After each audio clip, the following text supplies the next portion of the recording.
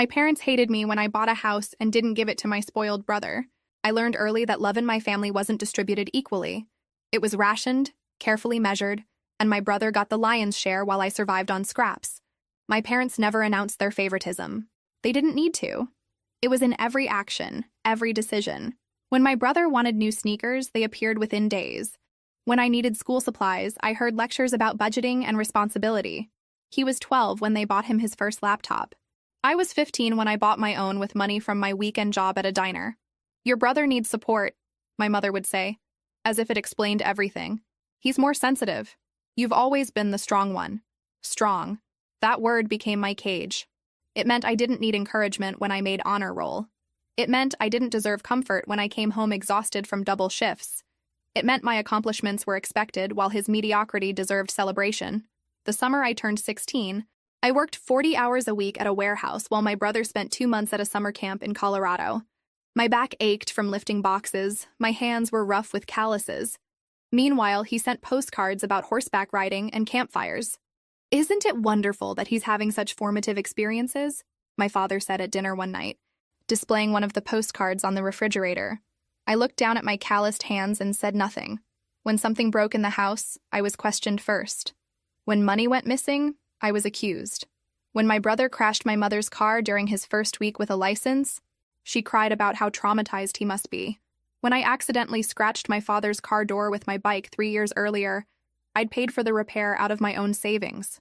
The pattern was so consistent it became invisible to everyone but me. My brother floated through life on excuses and second chances. He quit jobs after weeks because they were too stressful or didn't appreciate him. He dropped out of community college twice.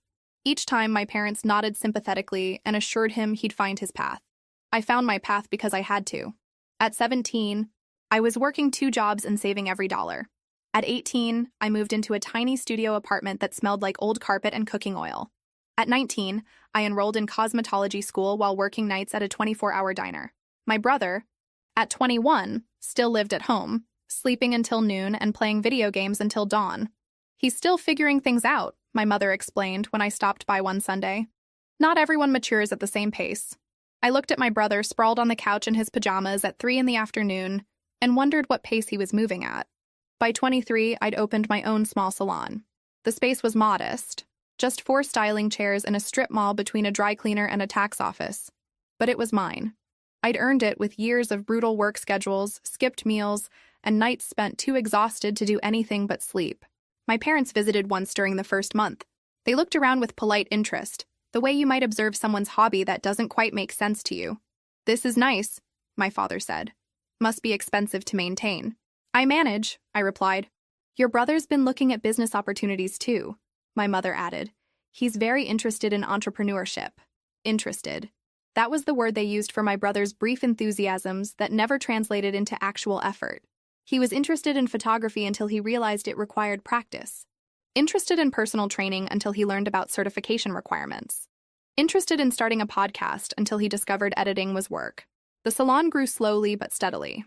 I built a client base through word of mouth, long hours, and genuine care for the people who sat in my chair. One of those clients became more than that. She became my first real friend outside the twisted dynamics of my family. She saw through my carefully maintained composure during our sessions. When I mentioned my brother casually, she noticed the tension in my voice. When I talked about my parents, she recognized the careful editing I did. "They sound complicated," she said once, and that understatement made me laugh for the first time in weeks. She became my reminder that relationships didn't have to be transactions. That support didn't have to come with conditions, that I deserved to be seen as more than either a workhorse or a problem. By 26, I had something I'd never had before. Savings. Real savings. The kind that could become something tangible. Something permanent. I started looking at houses, scrolling through listings late at night, imagining what it would feel like to have a place that was truly mine. I mentioned it to my parents during one of our increasingly rare dinners together. "That's ambitious," my father said, in a tone that suggested it was more reckless than ambitious. "I've been saving for years," I replied. "I'm ready." My mother's expression shifted to something I couldn't quite read. "Well, we'll see. These things take time." I didn't understand her response then. I didn't understand why my brother suddenly looked uncomfortable, or why the conversation moved quickly to other topics. I didn't understand why, over the following weeks, Every time I brought up house hunting, my parents would steer the discussion toward my brother's latest struggles with employment or housing or life in general. I didn't understand yet that they'd already made plans for my money, plans that didn't include asking my permission. 3 years passed. 3 years of building something real from nothing. The salon wasn't just surviving anymore, it was thriving. I'd hired 2 other stylists, and my client base had grown through steady word of mouth and genuine care. Every week, I transferred money into my savings account. Not much at first, just whatever was left after rent and utilities. But it added up. Slowly, steadily, it grew into something that felt almost impossible, a future. I kept a notebook where I calculated and recalculated what I'd need for a down payment. I researched neighborhoods, studied mortgage rates, attended first-time homebuyer seminars on my days off. I did everything alone, the same way I'd done everything else. My friend from the salon, my first regular client who'd become something more like family, noticed my research. "House hunting?" she asked one afternoon, while I was mixing her color. "Maybe," I said. "Soon, I think." "That's amazing." Her smile was genuine, proud. "You've worked so hard for this." It was such a simple statement, but it meant everything. Someone saw my effort. Someone recognized that what I had wasn't luck or privilege. It was earned. My parents knew about my plans. I'd mentioned it several times over the past year during our monthly dinners, those increasingly strained gatherings where I showed up out of obligation more than desire. "Still thinking about buying a house?" my father would ask, in that tone suggesting I was discussing plans to climb Mount Everest in flip-flops. "Still saving," I'd reply. Then my mother would sigh, that particular sigh signaling incoming guilt. "Your brother's having such a hard time finding stable housing. The rental market is so difficult for young people." My brother was 29. I'd been supporting myself since 18. "Maybe he should consider a roommate," I'd suggest, knowing it was pointless. "Share costs." "He's very particular about his living environment," my mother would say. "He needs his own space to really thrive." I'd lived in a studio apartment the size of most people's living rooms for 5 years. I'd shared a 2-bedroom with 3 other people before that. But sure, my brother needed his own space to thrive. The conversations always followed the same pattern. I'd mention my progress, my plans. My parents would listen with distracted attention, then pivot to my brother's struggles, his needs, his sensitivities. Every family dinner became a reminder that my achievements were footnotes to his failures. But I kept saving. By 27, I had enough for a down payment on a modest house in a decent neighborhood. Not anything fancy, just a small 2-bedroom with a yard big enough for some flowers. Something mine. My friend helped me research neighborhoods, checked crime statistics, reviewed school ratings even though I had no kids. She got excited about kitchen layouts and backyard potential. "You should start looking seriously," she said one day. "You're ready." I was ready. Financially, emotionally, practically ready.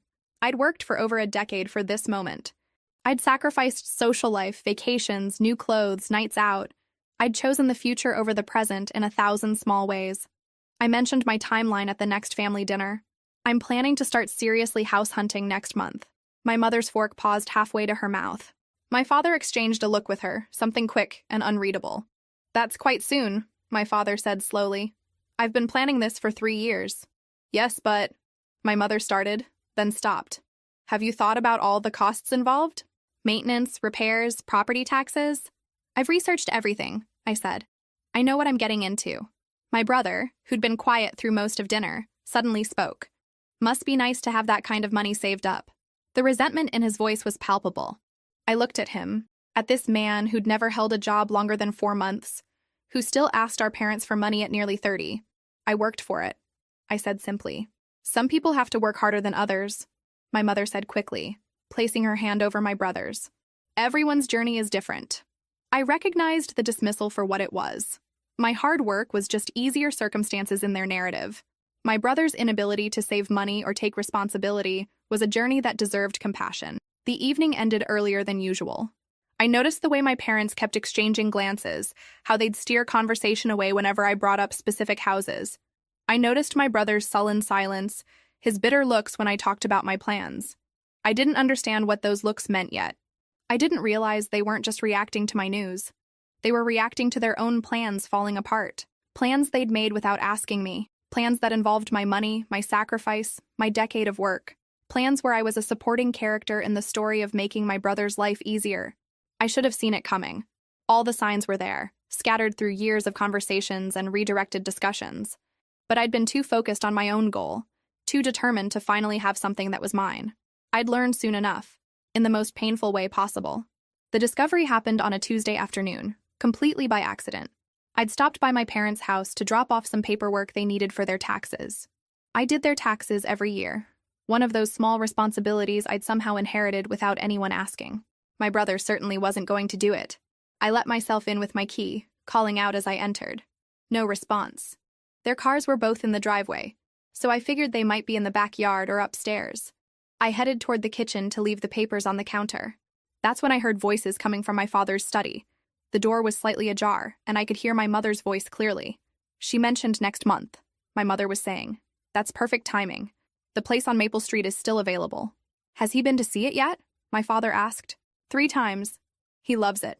2 bedrooms, nice yard, quiet neighborhood. Exactly what he needs to finally settle down. I froze in the hallway, papers still in my hand. And she has enough? My father asked. More than enough for the down payment. She's been very responsible with her saving, I'll give her that. The pride in her voice at my responsibility lasted exactly 1 sentence before she continued. It'll be good for her too, finally contributing to the family in a meaningful way. My chest felt tight. I couldn't move, couldn't breathe properly. What if she objects? My father asked. My mother laughed, actually laughed. She won't. She never does. Besides, it's time she helped her brother. He's struggled for so long, and she's done so well with that little salon of hers. It's only fair. We should probably talk to her about it soon, my father said, though his tone suggested he wasn't particularly worried about my reaction. I'll bring it up at dinner this weekend. Frame it as helping family. She's always been the responsible one, the strong one. She'll understand it's the right thing to do. I stood there in the hallway, my whole body numb. They weren't suggesting I help my brother with a down payment.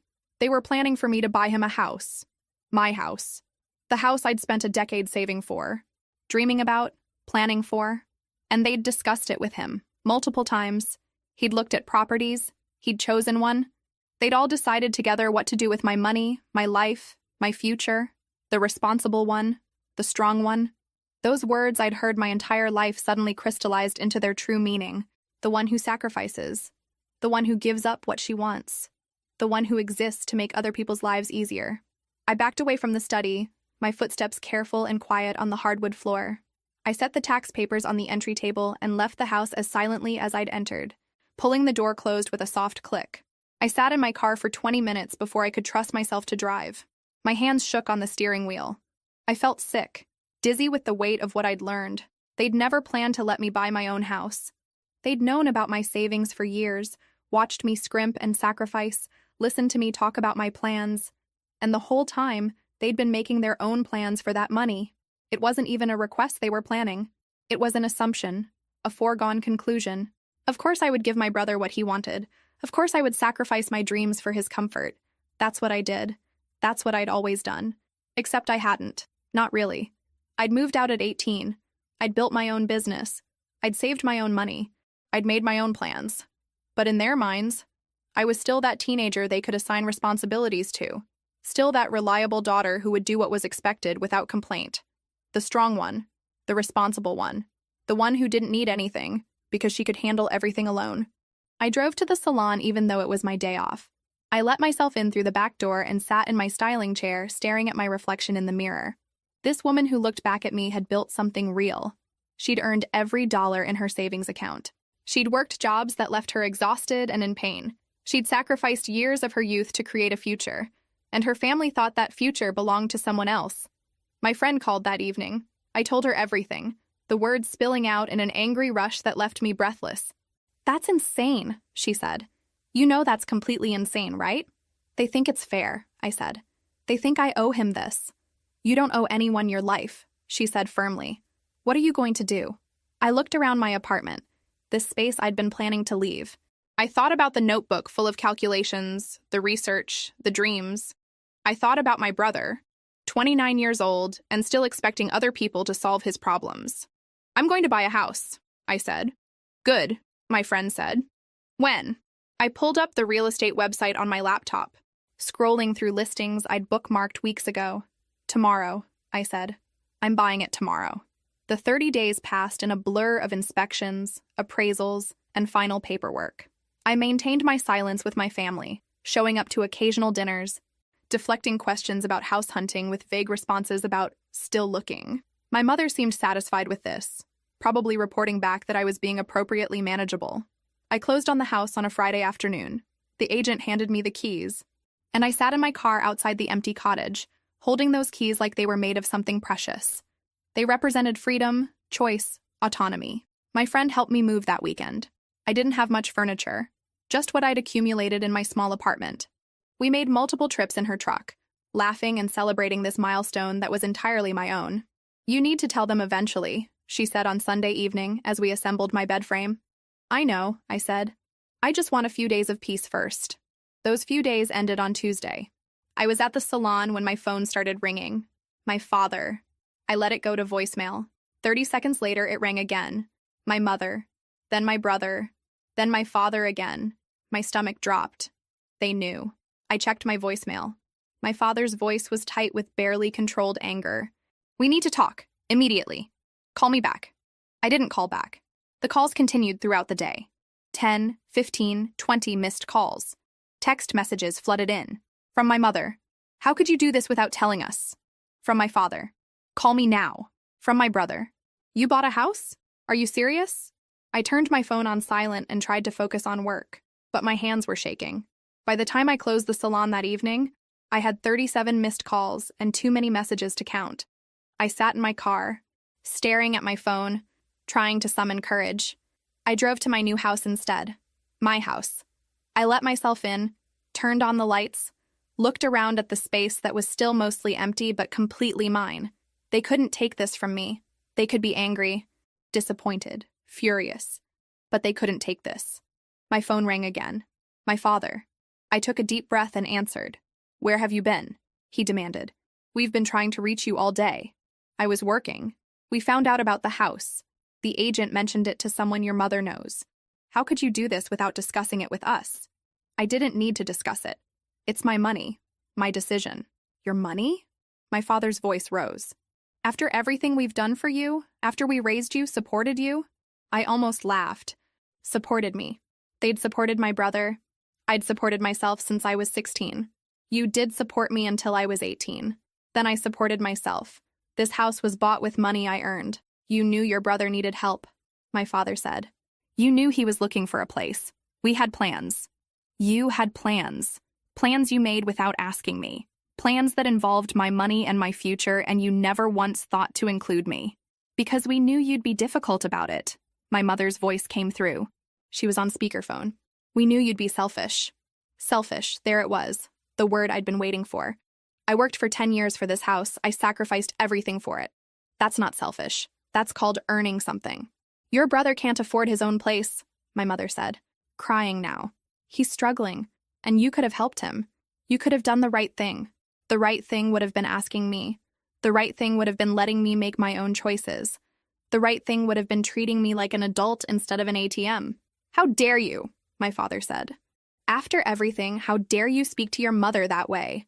I'm done with this conversation. I bought a house. It's mine. That's the end of it. If you don't transfer that house to your brother, my father said, his voice cold and hard, you are no longer part of this family. Do you understand?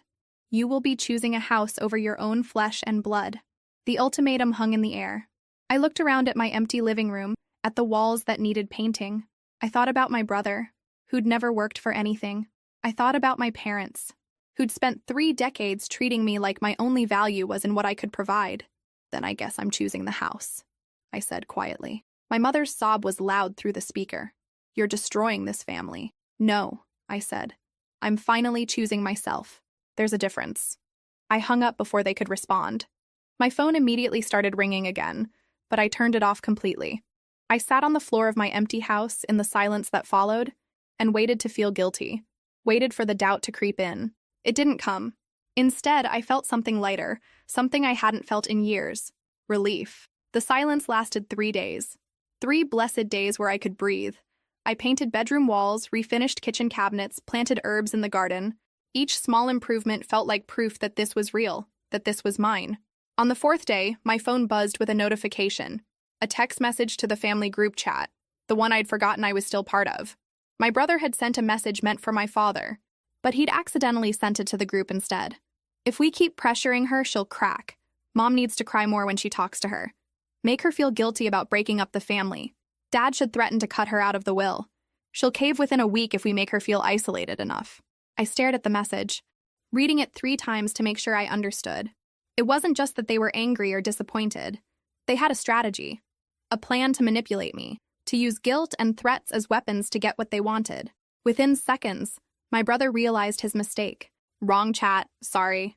Then desperately, that was a joke. Obviously. My mother chimed in, we're just worried about you. Please call us. My father, we need to discuss this as a family. I took screenshots of everything before my brother could delete the messages. Then I left the group chat without responding. My hands were shaking, but not from fear or guilt. From anger. Pure, white-hot anger at the calculated nature of their manipulation. At the casual way my brother had outlined their strategy, as if breaking me down psychologically was just another problem to solve. My friend called that evening, her regular check-in. I told her everything. That's actually insane, she said. That's like genuinely unhinged behavior. They think it's normal, I said. They think they're entitled to my money, my work, my life, and they're shocked that I'm not playing along. What are you going to do? I looked at the screenshots on my phone. Evidence of exactly what they thought of me, how they saw me. Not as a person, but as an obstacle to overcome. I'm going to do nothing, I said. I'm going to live my life and let them deal with their own. Good, she said firmly. You don't owe them anything, especially not after this. But they weren't done trying. Over the next week, the calls started again. Not from my parents this time, but from extended family members I barely spoke to. My aunt, whom I'd seen maybe twice in the last 5 years. My grandmother, who'd never shown much interest in my life. Even my father's brother, who'd always been distant. They all called with variations of the same message. Family is important. Your brother is struggling. Couldn't you help just this once? Think about your parents' feelings. It became clear that my parents had launched a campaign, recruiting anyone they could to pressure me. They'd painted themselves as victims of my selfishness. My brother as someone deserving of pity and help. None of them asked my side of the story. None of them questioned why my brother, at nearly 30, couldn't support himself. None of them seemed to find it strange that my parents expected me to buy him a house.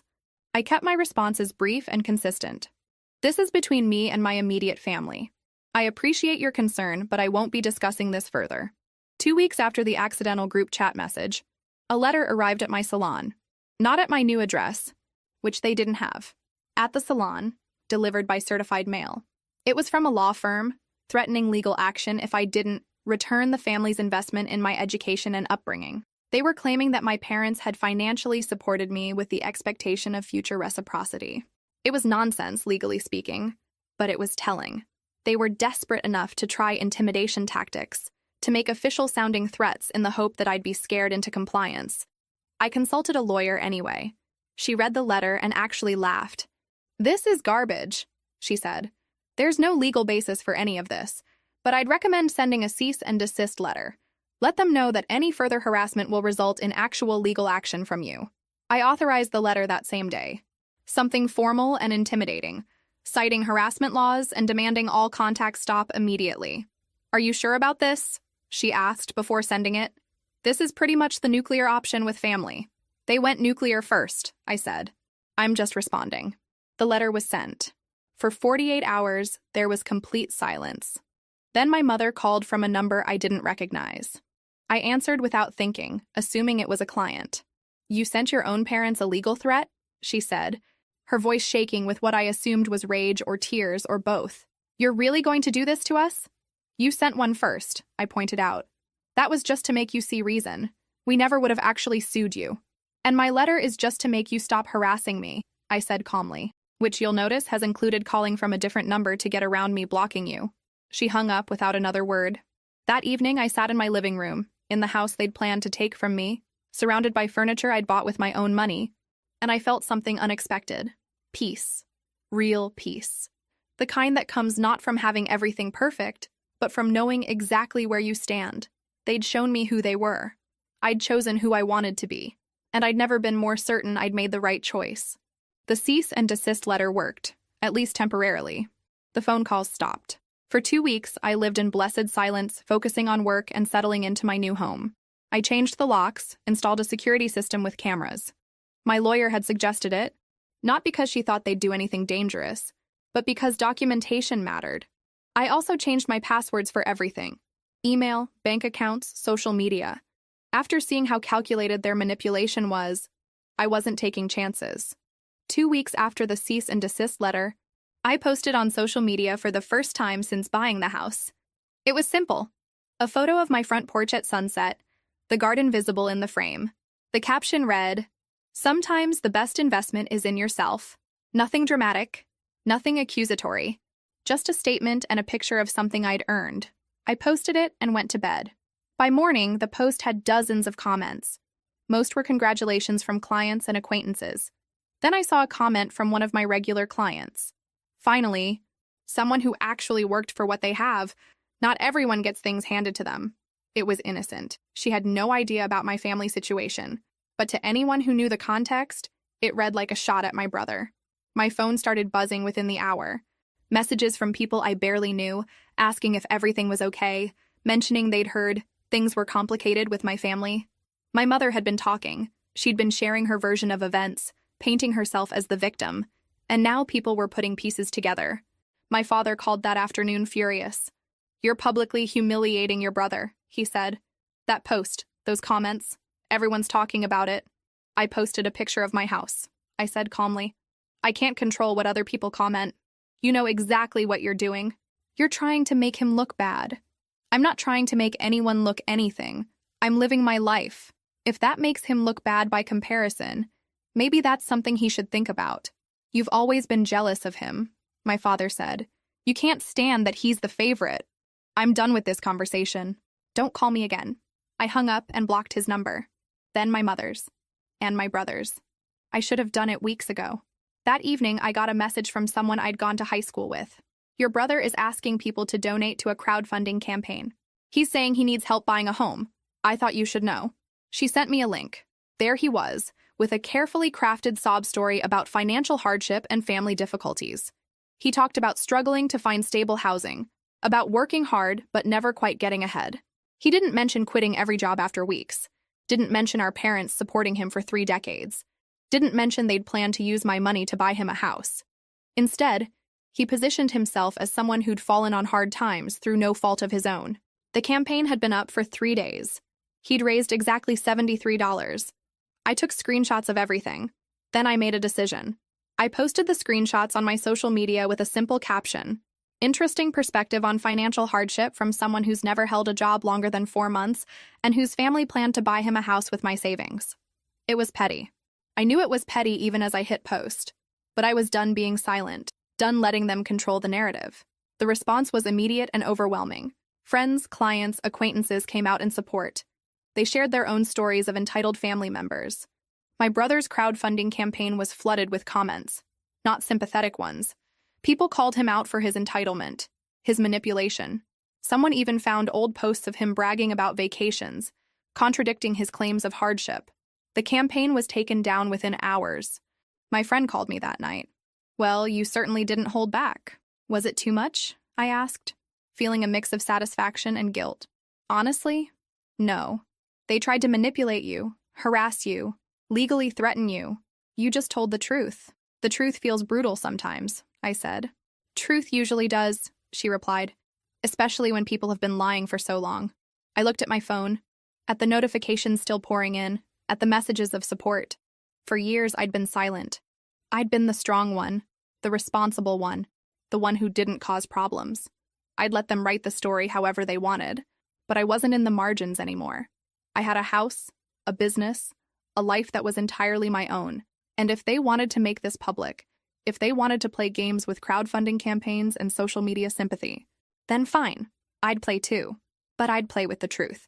The fallout from exposing my brother's crowdfunding campaign was swift and far-reaching. Within 24 hours, the narrative had completely shifted. People who'd been sympathetic to my parents' version suddenly understood what had really been happening. Former family friends reached out with apologies, saying they'd only heard one side. Some of my mother's own circle quietly distanced themselves. My brother tried damage control. He posted a long explanation about how he'd been misunderstood and how family drama had gotten blown out of proportion. But the screenshots I'd posted were clear. The comments on his post were brutal. People called him out directly, asked about the jobs he'd quit, questioned why a 30-year-old expected others to buy him a house. He deleted the post within hours. Then he deleted his entire social media account. My parents tried a different approach. They sent a certified letter to my business, carefully worded by their lawyer. Not threatening this time. An attempt at manipulation disguised as reconciliation. They wanted to have a conversation about healing the family. They suggested family counseling. They offered to find a solution that works for everyone. I showed the letter to my lawyer. She read it and shook her head. They're trying to create a paper trail that makes them look reasonable. If you don't respond, they can claim you refused all attempts at reconciliation. So I have to respond? You should. But be brief. Acknowledge receipt and decline. Don't explain, don't justify. Just know. I sent a single-sentence response through my lawyer. I acknowledge receipt of your letter and decline your offer. Nothing more. No explanation. No door left open. The response from my father came directly to my phone from yet another unknown number. You're really going to throw away your entire family over money? I stared at the message before responding. You threw away your daughter the moment you decided my only value was in what I could provide to my brother. I blocked the number. My friend noticed how tired I was getting. Not physically tired, but emotionally exhausted from the constant vigilance. You should take a vacation, she suggested one evening. Get away for a week, somewhere they can't find you. I can't leave the salon for that long. Yes, you can. You have 2 other stylists. When's the last time you took a real break? I couldn't remember. Years, probably. Think about it. You've been in survival mode for months. You need to actually live a little. She was right. I'd been so focused on defending my choice that I'd forgotten there was supposed to be joy in having it. I booked a week at a small cabin 3 hours away. Somewhere without cell service, without internet, without any way for my family to reach me. I told no one where I was going except my friend and my lawyer. I packed books I'd been meaning to read and comfortable clothes. The first day at the cabin, I couldn't relax. I kept checking my phone obsessively, forgetting there was no signal. I was wound so tight I couldn't sit still. The second day was better. I took a long walk. I made breakfast and ate it slowly. I read half a book on the porch. By the third day, something started to loosen in my chest. That constant vigilance began to ease. I realized I'd been holding my breath for months, and I was finally starting to breathe normally again. I thought about my brother during those quiet days, not with anger anymore, but with something closer to pity. He was 30 and had never learned how to stand on his own. Our parents had done that to him, and now he was paying the price. I thought about my parents too, about how they'd built their entire identity around managing my brother's life. They'd invested everything in the wrong child, and now they were seeing the return on that investment. And I thought about myself, about the girl who'd worked in a warehouse at 16 while her brother went to summer camp, about the woman who'd opened a salon with determination and savings, about the person I'd become, despite everything. I liked who I'd become. I liked the woman who stood her ground, who chose herself, who refused to be manipulated. On the last day, I sat on the cabin porch and watched the sunset. I thought about going home, back to my house, my business, my life. And for the first time in a long time, I felt excited about it instead of defensive. They hadn't taken anything from me. They'd revealed themselves, and I'd chosen accordingly. When I returned home, there were no messages waiting, no new attempts at contact. The silence felt different now, less like the calm before a storm and more like actual peace. My friend was waiting at my house when I pulled into the driveway. "Well?" she asked. "How was it?" "Necessary," I said. "Really necessary." We sat on the porch together, drinking coffee and talking about nothing important. Normal things. Work and books and plans for the weekend. I'd spent so long fighting that I'd forgotten what normal felt like. It felt good. 2 months passed. 2 months of actual peace, of living without waiting for the other shoe to drop. I worked at the salon, tended my garden, had dinner with my friend. Normal things that felt revolutionary. Then, on a Tuesday morning, another certified letter arrived at the salon. My heart sank. Not again. Not when things had finally settled. This time, it wasn't from my parents' lawyer. It was from a different law office. It was a notice of their intent to file a lawsuit. Not the empty threat from before, but actual formal notice. They were suing me for emotional distress and alienation of affection, and claims that made my head spin. The amount they were claiming, Exactly the value of my house. I sat down heavily. They were actually doing this, trying to take my house through the legal system after everything else had failed. I called my lawyer immediately. They can't do this, right? I asked, hearing the panic in my voice. She was quiet as she read through the photographed letter. They can file it. Whether it has merit is another question. These claims are weak, very weak, but defending against even a frivolous lawsuit costs time and money. So they're just trying to bleed me dry?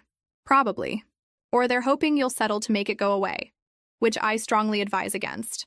I'm not settling. I'm not giving them a cent. Good. Then we'll file a motion to dismiss and counterclaim for legal fees. But I need to be honest. This could take months, maybe longer. And it's going to be expensive. I looked around my salon, at the business I'd built. I thought about my house. Do what you need to do. I'm not backing down. The lawsuit became public record within days. My clients asked about it. My friend was furious. Even people I barely knew reached out with support. My parents, meanwhile, told anyone who would listen that they'd been forced to take legal action because I'd refused all reasonable attempts at reconciliation. Some people believed them. A few clients stopped coming. Not many, but enough to notice. People from my parents' social circle. They'd chosen a side, and it wasn't mine. 3 weeks after the lawsuit was filed, my father called the salon directly. The business line. One of my stylists came to get me. Your father's on the phone. He says it's urgent. I considered not taking it, but something in me needed to hear what he had to say. Yes? I said, my voice cold. We need to talk, before this gets any further. You filed a lawsuit against me. I think we're pretty far already. That can all go away. We can drop it today. We just need you to be reasonable. Reasonable. What does reasonable mean to you? Transfer the house to your brother, or sell it and give him the proceeds. We're not trying to punish you. We just want what's fair. I almost laughed. You filed a lawsuit for emotional distress. You're trying to take my house through the courts after manipulation, harassment, and public humiliation didn't work. And you think that's not punishment? Your brother is in a bad place, my father said, his voice cracking. He's living in a studio apartment he can't afford. He's depressed. He's struggling. And you could help him, and you're choosing not to. He's 30 years old. He's struggling because you never taught him how to work, how to stand on his own. You created this situation, not me. So you're going to let your own brother suffer? I'm going to let my adult brother experience the natural consequences of his choices and your parenting. If you don't drop this, we're going forward with the lawsuit. We'll take this all the way. We'll make sure everyone knows what kind of person you are. They already know, because you've been telling them, and it hasn't worked. So go ahead, file your lawsuit. But I'm not giving you my house, and I'm not giving you my money, and I'm not giving you one more second of my peace. I hung up before he could respond. My hand was shaking. One of my stylists came over and squeezed my shoulder. You okay? I will be. That evening, I met with my lawyer to go over strategy. She'd filed the motion to dismiss and the counterclaim for legal fees. Now we waited. The judge will likely see this for what it is, a shakedown. But we need to be prepared for the possibility it goes to trial. How long could that take? Worst case? A year. Maybe more. A year of this hanging over my head. I can handle a year, I said, with more confidence than I felt. I drove home and sat on the porch in the growing dark. I thought about giving up, about how much easier it would be to just sell the house, give them what they wanted, and move on. But then I thought about what that would mean. They'd won. Manipulation and harassment and legal intimidation actually worked. I'd learned nothing, changed nothing, chosen nothing. I'd bought this house to prove I could choose myself. Giving it up now would be the ultimate betrayal of everything I'd fought for. So I wouldn't. No matter how long it took, no matter how much it cost, no matter how exhausting it became, this was my line in the sand, and I wasn't moving. 4 months into the lawsuit, something shifted. My lawyer called with news. Their lawyer wants to meet. Off the record, to discuss settlement. I already told them no settlement. I know, but hear me out. Our motion to dismiss was granted on 2 of their 3 claims. The judge called them without merit. The only claim still standing is weak, and their lawyer knows it. So they want to negotiate their way out before they look worse? Probably. But it's also an opportunity. We can make demands, including payment of your legal fees. I thought about it. 4 months of stress, of legal bills piling up. Okay. But I'm not giving up anything. Not the house, not money, nothing. Understood. The meeting was held at a neutral location, a conference room downtown. My lawyer and I arrived first. My parents' lawyer came in alone, looking tired. "Where are my parents?" I asked. I advised them not to attend. This conversation will be more productive without emotions running high. He was probably right. He laid out their position, which had changed significantly. They were willing to drop the lawsuit completely if I agreed to give my brother $20,000. "No," I said immediately. "It's significantly less than they were originally seeking. It's $20,000 more than they deserve. They've harassed me, threatened me, and filed a frivolous lawsuit. And now they want me to pay them for the privilege of making it stop? My clients feel they've been reasonable," he said, though his tone suggested he didn't believe it. "Your clients," my lawyer said, "have filed a lawsuit that's been mostly dismissed already. The remaining claim is weak. When this goes to trial, not only will they lose, but the judge may award my client her legal fees, which are considerable." He was quiet. "What would your client accept?" "Complete dismissal with prejudice, meaning they can never file these claims again, a written apology, and payment of my client's legal fees to date. They'll never agree to payment of fees. Then we'll see them in court," I said, standing up. "I'm done negotiating with people who think I owe them my life." We left. As we walked to the parking garage, my lawyer grinned. That was satisfying. "Think they'll agree?" "To the legal fees? Probably not, but they might agree to everything else just to make this go away. They're losing in the court of public opinion and in actual court." 3 days later, their lawyer called back. They'd agreed to dismiss with prejudice and provide a written statement. Not an apology, but a statement acknowledging the dismissal and agreeing to no further legal action. They wouldn't pay my legal fees. "Take it," my lawyer advised. "You've won. They're giving up. The legal fees suck, but you'll recover, and this ends it definitively." I thought about holding out, but I was tired, so tired of fighting. "Okay, I'll take it." The paperwork was filed within a week. The lawsuit was officially dismissed with prejudice. The written statement was vague and legalistic, but it was there. They were done. My friend took me out to dinner to celebrate. "How does it feel?" "Strange, like I should feel more relieved than I do." "You've been in fight mode for almost a year. It takes time to come down from that." She was right. Even though it was over, I still found myself checking my phone obsessively, still jumped when the salon phone rang. But slowly, over the following weeks, the tension began to ease. No more calls. No more letters. No more threats. Just silence. Real silence. The kind that meant it was actually over. 1 month after the lawsuit was dismissed, I was at the grocery store when I saw my brother. He was in the produce section, looking thin and tired, wearing clothes that had seen better days. We made eye contact. For a moment, neither of us moved. Then he looked away first and walked quickly in the other direction. I stood there, holding a bag of apples, feeling something complicated. Not satisfaction. Not pity. Something closer to sadness for what could have been different if our parents had raised us both instead of just him. But he was 30 years old now. Whatever he did with his life from here was his choice. I couldn't fix him. Couldn't save him. Couldn't make up for decades of learned helplessness. All I could do was live my own life. I finished my shopping and went home to my house. I made dinner in my kitchen, ate it on my porch, watched the sunset over my garden. It was mine. All of it. Earned through work and sacrifice and the courage to choose myself. They'd tried everything. Manipulation, guilt, harassment, legal threats, lawsuits. And I'd survived all of it. More than survived. I'd won. Not because I'd destroyed them or gotten revenge. I'd won because I'd kept what was mine. Because I'd refused to let them rewrite my story or steal my future. I'd won because I was free. 6 months after the lawsuit was dismissed, I thought the story was over. I'd moved on with my life, focused on the salon, enjoyed my house. The past felt like something I'd survived and left behind. Then my brother showed up at my door. It was a Saturday morning. I was still in pajamas drinking coffee on the porch when I saw him walking up the driveway. He looked worse than at the grocery store. Thinner, more tired, wearing the same jacket. My first instinct was to go inside and lock the door. But something stopped me. Maybe curiosity. Maybe the lingering remnants of the sister I'd once been. "What do you want?" I asked, not standing up, not inviting him closer. "Can I talk to you just for a minute?" "You have 5 minutes. Talk from there." I gestured to where he stood, several feet from the porch. He swallowed hard. "I need a place to stay. Just temporarily. A week, maybe 2. I got evicted and I have nowhere else to go." I should have felt satisfaction. This was the natural consequence of his choices. But mostly I just felt tired. "No," I said simply. "Please," he said, tears in his eyes. I know I don't deserve it. I know I've been terrible. But I'm desperate. Mom and Dad cut me off. They said if I couldn't figure it out on my own by now, they were done helping me. That surprised me. After everything they'd done to try to get me to support him, they'd finally given up.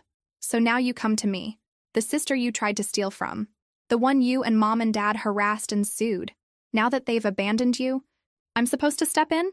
I didn't know it would go this far, he said, his voice breaking. I swear, I didn't think they'd actually sue you. That was all them. I just wanted help. And they said you'd come around eventually. You knew exactly what they were planning. You looked at houses. You chose the one you wanted. You were part of it from the beginning. I was 29 and still living with my parents. I didn't know how to do anything else. They always fixed everything for me. I thought this was just another thing they'd fix. I looked at him. Really looked at him. This man who'd had every advantage and squandered all of it. You're 30 now. Still don't know how to do anything? I have a job. I've been working at a warehouse for 3 months. It doesn't pay much, but it's steady. I couldn't make rent this month after paying back some debts. 3 months. The longest he'd ever held a job, as far as I knew. Where were you planning to go after 2 weeks here? I don't know. I was just trying to solve the immediate problem. There it was. The pattern that had defined his entire life. Never thinking ahead, never planning, just lurching from crisis to crisis. I can't help you. Not because I'm cruel or heartless. Because helping you now would just be another reset button. Another way to avoid consequences. You need to figure this out yourself. I don't know how, he said, genuinely lost. Then learn. The way I did. The way millions of people do every day. You call shelters. You ask about assistance programs. You reach out to friends. You make a plan. You do it scared and uncertain and without a safety net, because that's what being an adult means. You really won't help me at all? Not even with information about where to go? I pulled out my phone and searched for resources. I forwarded him a list of shelters, assistance programs, food banks, and job training services. That's all the help I can give you. Information. What you do with it is up to you. He looked at his phone. You really hate me that much? I don't hate you. I pity you. Our parents broke you by never letting you struggle, never letting you fail, never teaching you that you were capable. They loved you in the worst way possible. And I can't fix what they did to you. Only you can do that. By staying in a shelter and eating at food banks? By learning that you can survive hard things? By discovering that you're more capable than they ever let you believe? By building something yourself instead of expecting it to be handed to you? He was quiet. You're really not going to let me stay here? No. Even knowing I might end up on the street? You won't end up on the street if you use those resources. But even if you did, that's your responsibility, not mine. I can't save you from yourself. He turned to leave, then looked back. I'm sorry. For all of it. The house thing, the lawsuit, everything. I'm sorry. It was the first time he'd ever apologized to me for anything. I believe you, but that doesn't change my answer. He nodded and walked away. I watched him reach the street, hesitate, then pull out his phone and start scrolling through the resources I'd sent. It wasn't much, but it was a start. My friend called an hour later. She'd seen my brother leaving. Are you okay? I think so. I just turned away my brother who was asking for help. You gave him resources. That is help, just not the kind that would enable him. He apologized. Good. He should have. Did it change anything? No. But it was something. I sat on my porch long after, thinking about the boy my brother had been and the man he'd become, thinking about whether he'd actually use those resources or find another person to manipulate. But mostly, I thought about the fact that it wasn't my problem anymore. He was 30 years old. What happened next was up to him, and I was finally, truly free. 1 year later, I was at the salon when a familiar face appeared. My mother. She looked older, tired beyond physical exhaustion. She stood in the doorway, not quite entering, waiting for permission. I was with a client, mid-cut. I caught her eye in the mirror and gestured to the waiting area. She sat quietly. It took 20 minutes to finish. When the client left, I locked the door and flipped the sign to closed. What do you want? To talk. If you'll let me. I gestured to a styling chair. She sat, and I leaned against the counter, arms crossed. I wanted to tell you that I'm proud of you. This place, your house, everything you've built. I didn't respond. The words felt like they should mean something, but they didn't. Your brother has been living in a group home for 6 months. He's still working at that warehouse. He's been promoted twice. He seems different. Good for him. I said. Your father and I have been in therapy, trying to understand where we went wrong. And have you figured it out? She was quiet. We broke him. We loved him so much we never let him grow up. And we were so hard on you that you had to grow up too fast. It was the closest thing to acknowledgement I'd ever gotten. Why are you here? I wanted to apologize. For everything. The favoritism, the harassment, the lawsuit, for not seeing you as a person instead of just a resource. Okay. Apology noted. I know it doesn't fix anything. I'm not here asking for forgiveness or reconciliation. I just wanted you to know that I understand now what we did to you. I studied her face. She just looked sad and tired and genuinely remorseful. You didn't take anything from me. You tried. But I didn't let you. That's the difference. I know. That's why I'm proud of you. You were strong enough to stand up to us. He's learning too. You said so yourself. At 30. He's learning at 30 what you knew at 18. We sat in silence. Then she stood. I won't take more of your time. I just wanted you to know that I see you now. And I'm sorry it took losing you for me to understand. What about Dad? Her expression flickered. He's working on it. He's more stubborn, but he's trying. She walked to the door, then paused. If you ever want to talk, I'll be here. No expectations. Maybe someday, I said. She nodded and left. I stood in my empty salon, processing. It hadn't fixed anything, but it was something. That evening, I told my friend over dinner. How do you feel? Oddly, nothing. Like she was a stranger apologizing for something that happened to someone else. Maybe that's growth. You've moved on so completely that their drama doesn't touch you anymore. Maybe this was what healing looked like. Not forgiveness, just indifference. 3 months later, I saw my brother at a coffee shop. He was with people, laughing. He looked healthier. He saw me and waved, not coming over, just acknowledging my existence. I waved back. It was enough. 2 years after I bought my house, I expanded the salon, hired 2 more stylists, added chairs. The business was thriving. My friend had become family in every way that mattered. She was the sister I'd chosen. My house had become a home, the walls I'd painted, the garden I'd grown. Every corner was mine, earned through work and sacrifice. My parents sent a birthday card. Simple, no pressure. I sent a polite thank you text. We weren't reconciled, probably never would be. But we'd reached a detente. My brother kept his warehouse job, got an apartment with a roommate, started community college part-time. I heard updates through acquaintances. I was glad for him, in an abstract way. But his journey was his own, not my responsibility. I was 30 now, the same age my brother had been when he'd shown up desperate at my door. I thought about the girl I'd been at 16, working while he went to summer camp, the young woman at 23, opening a salon with determination, the person at 27, standing in an empty house with keys in hand. I'd fought for every single thing I had. No one had given me anything, and somehow, that made it all more precious. I sat on my porch one evening, watching the sunset over my garden, drinking coffee in my house earned through a decade of work. My phone buzzed. My friend asking if I wanted to catch a movie tomorrow. I smiled and texted yes. This was my life, built by my hands, chosen by my heart, earned through my refusal to be anything less than what I knew I could be. They'd tried to take it from me. They'd failed. Because in the end, I didn't just win a house. I won myself, and that was worth everything.